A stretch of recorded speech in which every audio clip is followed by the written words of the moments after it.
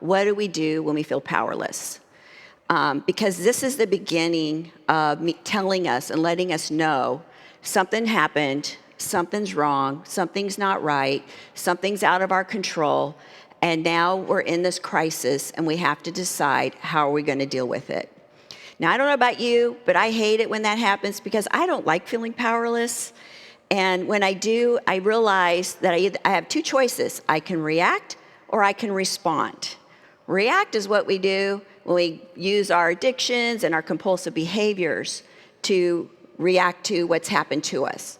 Respond is what we do when we pause, when we reflect, and when we ask God for his help and start applying the steps and the principles we've been learning in this program to navigate our life and the struggles that we go through. And many of us, including myself, have spent most of our lives learning how to be really good runners from our pain and our powerless moments. And at the time, these patterns that we learn to help us cope or face those powerless moments are painful losses. But as we continue to use our addictions and compulsive behaviors to react to them over and over and over, all we've done is create an insanity cycle that creates more misery, more pain, because we're not dealing with the problem at hand. The good news is here in CR, we're learning we have a choice when it comes to facing our pain and losses. We can either let it destroy us, define us, or let it transform us. Because pain from loss comes in many forms. Now, I know a lot of you are probably thinking about me dealing with my grief over my daughter this past year, but that is not the only way we experience loss. Many of you, I know for a fact in here, have experienced loss of a family unit due to divorce, loss of a childhood due to surviving abuse, loss of a business, loss of trust with a friend or family member, loss of a home, loss of a job. How about this one? Loss of health. And the obvious one then is the loss of a loved one. So we experience losses, and I'm not even naming them all, that's just a few. But there are many ways we experience loss, and that's usually when those powerless moments come into our life, something happens to us, and now we're left figuring out how we're going to navigate this. And I believe God has a plan on how we can work through our losses.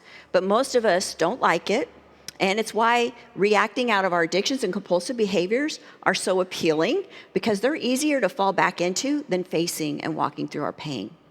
And I believe God's pathway to help us transition through our losses and into healing is done through grieving. And the truth is, pain is inevitable. We are all going to face pain and losses in our life, but grief is a choice. We don't have to grieve it. Like I said, you got your addictions and compulsive behaviors to react to it if you prefer to go that path. But grieving is a way we walk through it and get healed from through the process. Grieving is also biblical. Jesus cried at Lazarus' death before he raised him from the dead. And you know what I find really interesting about this story is when Jesus showed up, he was already dead 4 days in the tomb. Everybody's still crying and mourning. And he paused to look at them. He took it in. And Scripture says he was moved by their grief. And you know, he could have ran to the tomb, raised him from the dead, made everybody happy, but instead what he did was stop and feel with them. We have the shortest verse in the Bible from the story. It says Jesus wept in that moment. He felt with them in their pain. He didn't try to go fix their pain or make them happy or feel better right away. And I think it's very valuable to really think about and take that in when we think about our own losses and how we need to walk through them. Another one, Job experienced many losses. He went through a lot of pain, and he had 4 friends show up, and they said when they saw him from a distance, they could see the pain he was in. And when they got there, they didn't even say a word to him. They sat with him for 7 days and said nothing. They just let him grieve, and they just grieved with him in his pain for 7 days. And I can't tell you what a great example these are to how we can help someone when they're grieving. Noticing when someone is in pain and pausing to be there with them in that moment, not using our words, but using our heart to feel with them. Those are beautiful expressions, an example of what grieving people need most. In Matthew 5:4, and I know this is one of our Beatitudes, and it goes with the next lesson on principle 2, but I want to mention it tonight because I feel it's important because God makes it clear in it that if I want comfort, I'm going to need to mourn, because it says, happy are those who mourn, for they shall be comforted. And so I believe God makes it clear, the path. But most of us try to avoid it, not walk through it, and not feel the pain that comes with our losses. And that gets us into trouble. That's why a lot of us are in here. Unfortunately, I also think many, including myself, have felt shame or embarrassed when we have mourned. Someone in our life may have shamed us by telling us to suck it up or just get over it, or laughed at our tears, so we get embarrassed and we shut down. Many of us have learned to adopt unhealthy ways to cope with our losses, like I've already been mentioning, with our addictions and compulsive behaviors, and these actions will just keep us stuck in our pain. We won't heal or get through it. We will be stuck in it. But the good news is we can learn how to grieve and be okay with our tears. I believe God gave us our tears for a very important reason, and I believe our tears are a release valve to let our pain out with.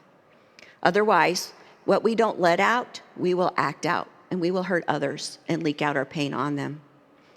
Another struggle that I think many of us have with the grieving process is there is no timeline. There is no single pathway through it.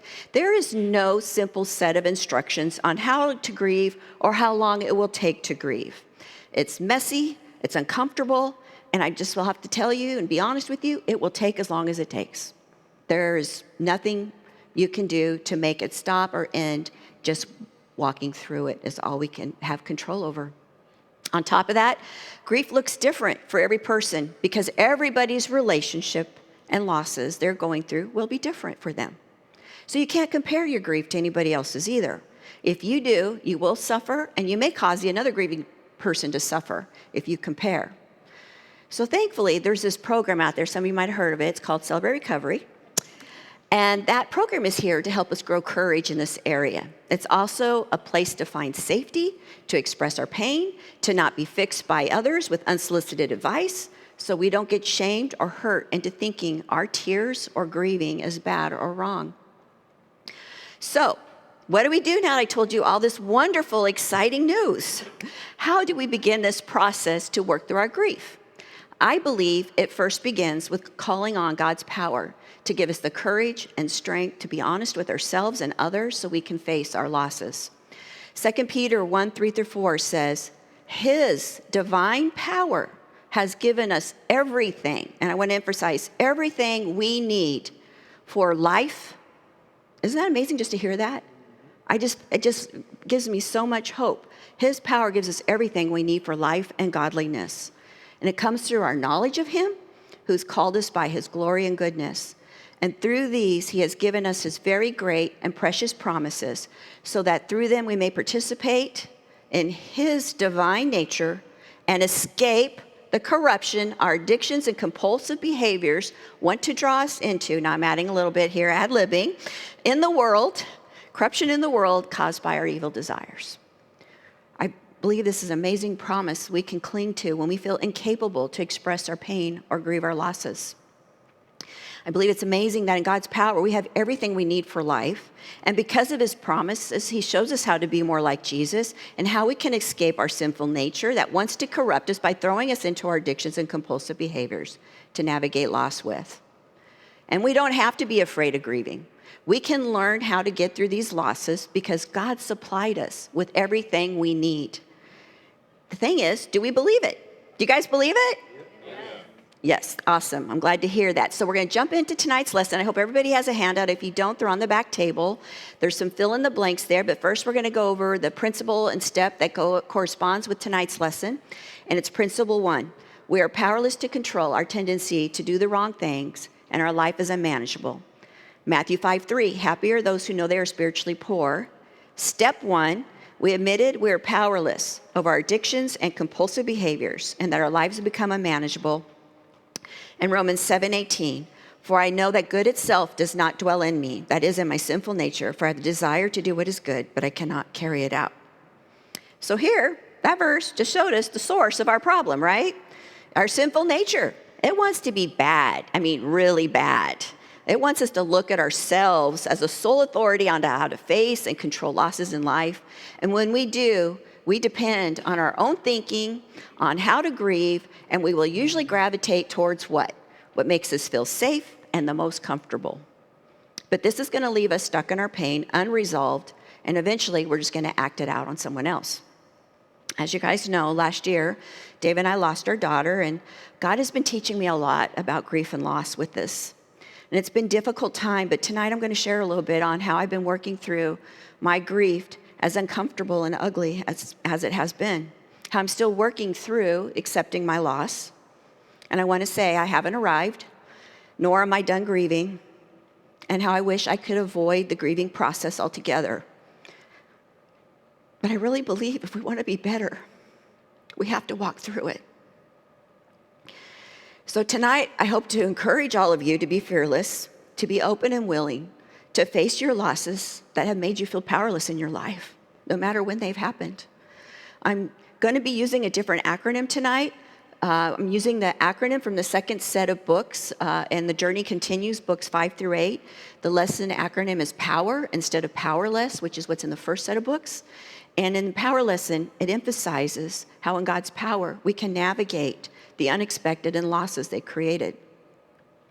So the first fill-in on your handout tonight is in God's power, how we can find peace of mind. Even when I was in some of my darkest valleys of grieving Rebecca this past year, I did believe God was with me. The truth gave me a peace of mind, even though most of the time all I could feel was sadness. It's easy to be overwhelmed with our emotions and not to focus on truths that can help us manage them. So I found a verse I could cling to help me remind myself I wasn't alone, that God was with me because I needed the peace of mind to know He could get me through. Psalm 23:4 says, even though I walk through the valley of the shadow of death, I will fear no evil. For you are with me, your rod and your staff, they comfort me.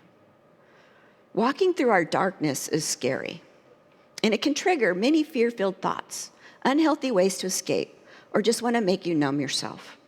In my darkest valley, I knew God was with me, but I struggled with my thoughts in the dark. My fear-filled emotions kept wanting to steal my peace. I had fears that others might judge how I was dealing with my loss. Fears I was grieving wrong, which caused me to then begin to judge and doubt my own healing process. It took some time, but I eventually realized there was only one way to walk through grief and gain my peace. It would only come if I would choose to trust God and allow Him to help me navigate this time and to stop listening to my defeating, fear-fueled thoughts. Thankfully, in that first week after her passing, I happened to stumble across a little book I had at home. It was a book of short daily praises about who God is. I was emotionally numb then, and I struggled with finding words to say to God. So I decided to let the words on the pages of this book help me to praise Him each day. I'm sorry, I read this, I don't know how many times. I didn't think it'd make me this emotional. I know. I'm not sorry for my sadness. I'm just sorry that anyway. It is what it is. I'm just going to let it out, people. I'm just going to let it out. Each day, Dave and I would take time to talk about what we were thinking or feeling, and then we would read one of the praises to God and thank Him for being with us through this. I knew I had to do this each day to help me look up. Otherwise, I would just focus on my pain and get lost in it. Being open to this helped me navigate what to say to God in the beginning. I told God I was lost and speechless. And the words in this book reminded me of who He was. And this helped me to have a peace of mind. The next thing that God's power helps us with is to overcome temptation. When we're hit with a loss, being tempted to react with our addiction or compulsive behaviors is super powerful. Another temptation we see when someone else is in pain is we may try to fix them. We may share a verse or a cliche, something like, they're in a better place now, or God needed them more than you, or at least they're not suffering. And I know I've said these things, and probably many people in here have in the past. Their things are being said with good intentions, but they honestly only leave a grieving person to feel like their pain is bad or wrong to show. It's not safe to express their feelings because we're trying to fix them with our words. Also, couples who lose children have to be careful. There's a stat that Dave and I are aware of from being in ministry that 33% of 33% of couples who lose a child end up getting a divorce. It is tempting to try and control your spouse's grief. Just know that they also will heal differently than you. One of them may refuse to face their pain, so they don't want the others to express theirs. Or the way each works through their loss looks differently, and it can feel intimidating. It's not a competition, but losing a child can drive a couple apart. And Dave and I knew we had to do a lot of work to try to avoid this temptation to fix each other or use our compulsive behaviors to get through this loss. Grieving takes patience and it takes time, and each person will grieve differently. And Dave and I grieved very differently. So we decided we wanted to do what we could to walk through this loss so it didn't drive us apart. We asked God to help us accept each other where we were at and to help us not allow our pain to destroy or define our marriage by trying to fix or to tell each other to stuff it down. 1 Corinthians 10:13 says, "No temptation is overtaking you except what is common to mankind, and God is faithful. He will not let you be tempted beyond what you can bear. But when you are tempted, he will also provide a way out so you can endure it." We had to work on coming up with a plan, a way out. We wanted to be able to love and accept each other and respect our separate journeys we were on. We worked on listening more than talking, giving lots of hugs, and allowed each other to express our thoughts, no matter how good, bad, or ugly they were. I also bought some books on grief and grieving the loss of a child, and we would read from them together each day, and then talked about them, and then pray together. This actually opened the door to further discussions and a deeper connection between us. Instead of our pain driving us apart, God was using it to bring us closer together. I can say I feel much closer to Dave today than I ever have in our 32 years of marriage. His love and support, and the love and support from Shayna, my daughter, her kids, and for those of you here at church and CR, you have all helped me walk through a powerful and healing process as I continue to grieve and my loss. You might be thinking you feel like you may have not have done much, but I want you to know when you gave me space to heal, hugged me when I needed one, helped me out more here in my absence, let me express myself in my tears without fixing me, you helped me. Grievers already are tempted to run, ignore, stuff, avoid, or medicate their pain. So our actions are huge when we try to help them get through it. The next thing that God's power can help us accomplish is stop the worrying. Worrying steals our peace. And the truth is, 90% of what we worry about never happens anyway. But some of us are professionals at this. We've been doing it a very long time. But worrying will not change one thing about what we're going through. And the challenge becomes, will we choose to stop worrying about all the things we can't control and think about something else instead that will help us heal? We don't have control over the losses we're going through, but we do have control over what we decide to think about and how we will respond to it. Our worrying is just another character defect that keeps us from focusing on God, and we are disobeying God's instructions on how to live when we allow ourselves to worry. Matthew 6:34 says, "Therefore, do not worry about tomorrow, for tomorrow will worry about itself. Each day has enough trouble of its own." Worrying, I believe, is just a distraction to take our minds off of what we really need to be doing. Surrendering, talking, sharing, crying, praying, reaching out, using all the tools we know about, we've been learning here in this program.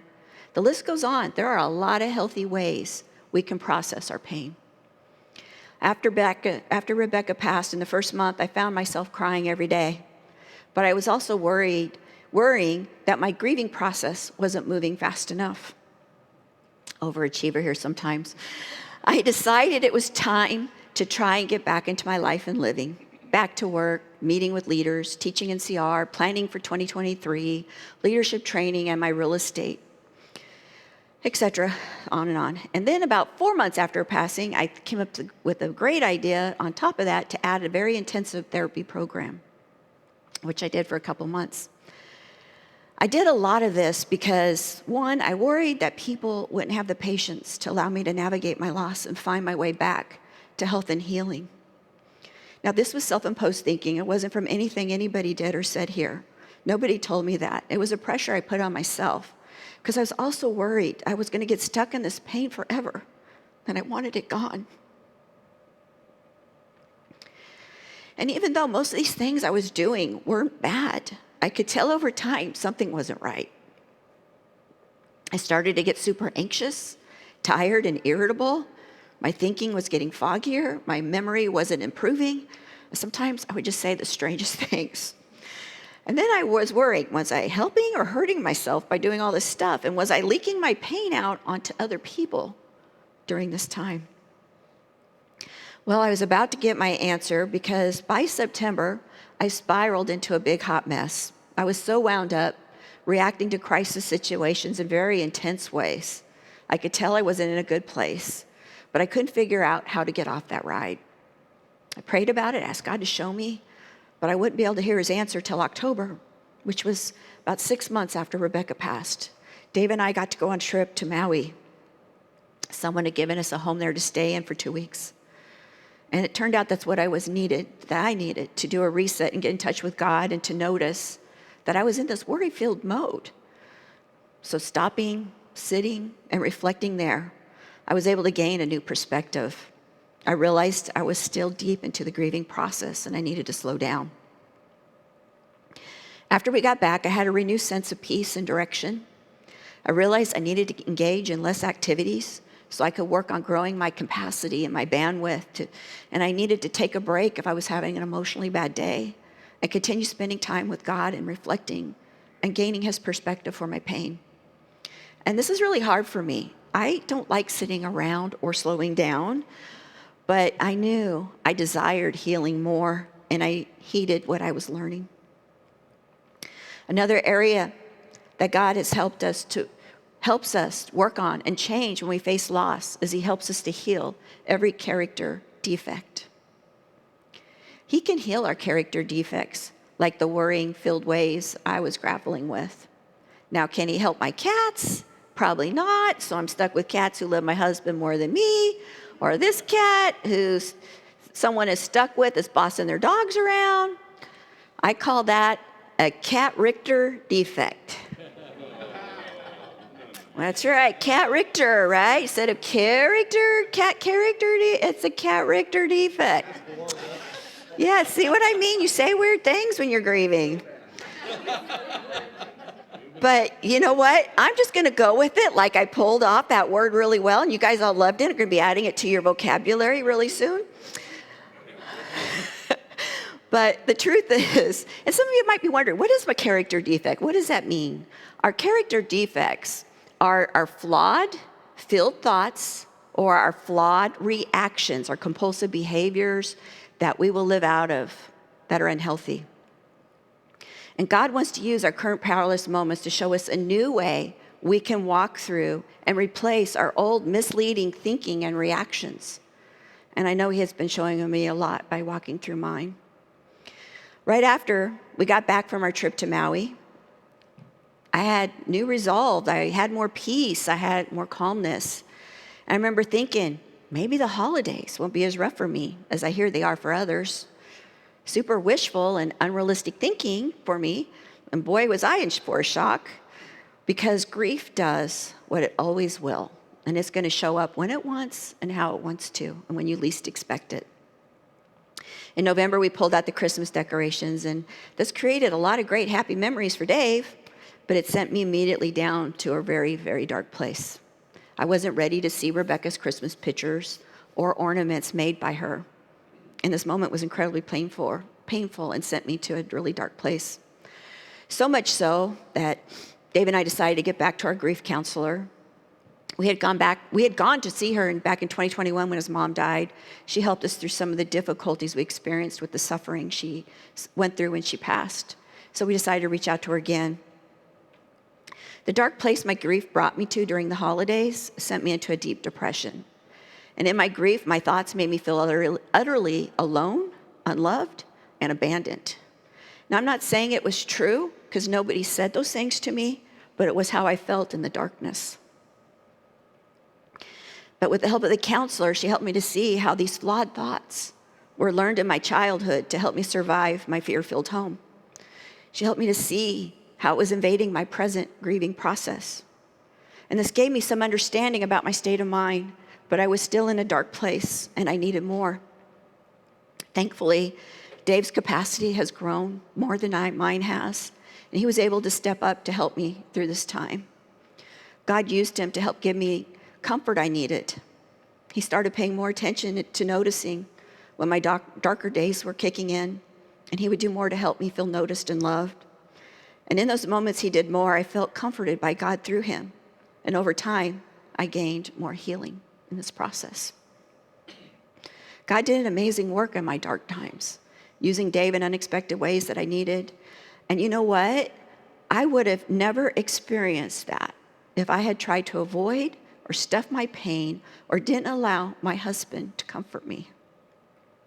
This also helped me feel closer to him because he helped me when I needed him the most. In Psalm 147:3 says he heals the brokenhearted and binds up their wounds. One of the ways God helps us to heal is by sending others to walk with us in the midst of our pain and loss. But God can't heal what we don't admit to. If we don't express our pain to God and allow others in on it, we can and will get stuck in it. It's a process, and sometimes the healing will take some time.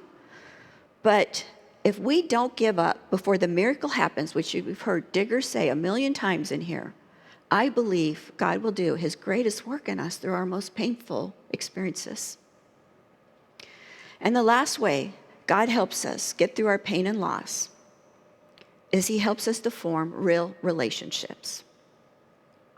I think it's great when we can come here to CR, and you've been here long enough to know that you realize we can be around others who are real and let their true selves be seen.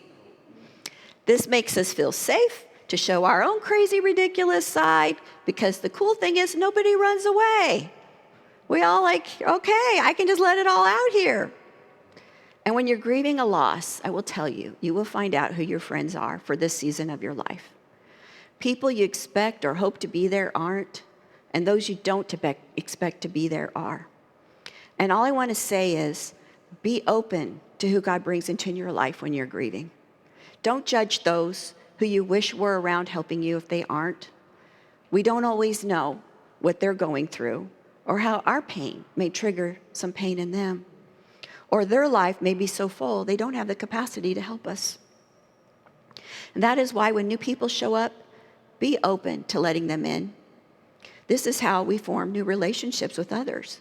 And God can use this time to deepen some of the relationships we already have, like what I'm experiencing with my husband right now, while helping to develop new ones. Many of us don't have safe people, and I realize that outside of here, to work through or talk through our struggles with. So I just want to encourage you to be sure to do that here. That's why we're here, and that's what this is about, is to come here to work on ourselves and to face those things that we may not have faced and we've stuffed down and ignored for so many years. It will get triggered. You will experience another loss. It's going to trigger that past pain. And we get to choose something different in how we work into it, press into it, and work through it.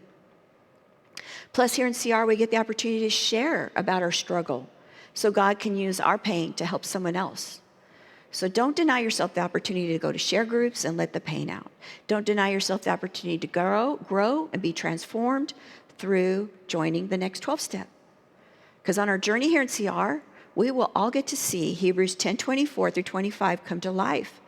It says, and let us consider how we may spur one another on towards love and good deeds, not giving up, meeting together, as some are in the habit of doing, but encouraging one another, and all the more as you see the day approaching. I can't think of any greater way to encourage another person in here than by sharing your own painful journey and how God got you through it. We have a safe place here to bring our pain to, and no one here is going to fix or rescue you from your pain. But we can support each other as we surrender to the process and face what we need to work on. So that's pretty much it for tonight's lesson. But I do have some final thoughts I do want to share about this. One of the things I've decided to commit myself to in this process is I know I don't just want to survive this loss. I want to thrive in it. And I don't know if everybody knows the difference between surviving versus thriving. Surviving is when we just do whatever we have to get through it. It could be the addictions, it could be the compulsive behaviors, it could be whatever we tell ourselves. It could just be pushing it down, stuffing it, ignoring it, whatever we do. It's just getting through it. It's just survive it, get through it, move on, forget about it. I'm just going to go forward in my life and not deal with it. That's a survivor. You move on, you go on, you do the next thing you need to do. But someone who thrives is a person who allows God to grow and transform them as they walk through the pain. Thrivers are learners who want to learn from the pain and how to walk in it. Thrivers don't give up and keep going until they have arrived. Thrivers will share about the hope they have because of what God has done for them. I just don't want to survive this time. I want God to change me for the better. And I know He is changing me, and I know He is not done. I'll share more about this as I teach, as the year goes on. But for now, I can say some of my priorities have changed. I'm learning to let go of some things quicker, and I'm learning to set better boundaries with toxic people in my life, just to name a few. I also want to say publicly tonight, and I know I've said something like this in the past, but I want to say it one last time tonight. I just want to say thanks to my husband for your constant support and love while we've been grieving. I don't know what I'd do without you, so I love you and I thank you. And Shayna, I thank you for how much you did in those first 2 months. I know your boys hardly got to see you, and your support was huge. And Tigger, I thank you for all the ways you stepped up and have done more to give me time to work through this process, for listening to me, especially in the beginning. That first month, every time I had to call Digger about CR or change something, do something different, add something, whatever, I couldn't talk to him without crying. And he would just listen. He told me him and his wife were praying for me and that he would just take care of what needed to be done. I appreciate that, Digger. I know you like to be a grizzly bear, but I really know you're a teddy bear inside. And to all the leaders here in CR, I just want to thank you for showing up when I couldn't be here. I want to thank you for helping others on their journey when I was gone and while I was struggling through this process. And to the rest of you newbies, I just want to thank you for coming back and being willing to open yourself, to work on yourself here. And I just want you all to know I appreciate all of you. And I pray that you will let 2023 be a year of helping you all become thrivers and not just survivors. And with that, I just want to mention there on your handout, there's a couple questions you can use in your share group tonight or at home to kind of stir up the thoughts that you might be thinking about, or to maybe God's bringing a loss to your mind that maybe you haven't grieved yet, that He's putting upon your heart that you might need to. And this might help open the door for you to get talking about it. Feel free to use it if you want to. You don't have to. And with that, we're going to all stand together and do the serenity prayer.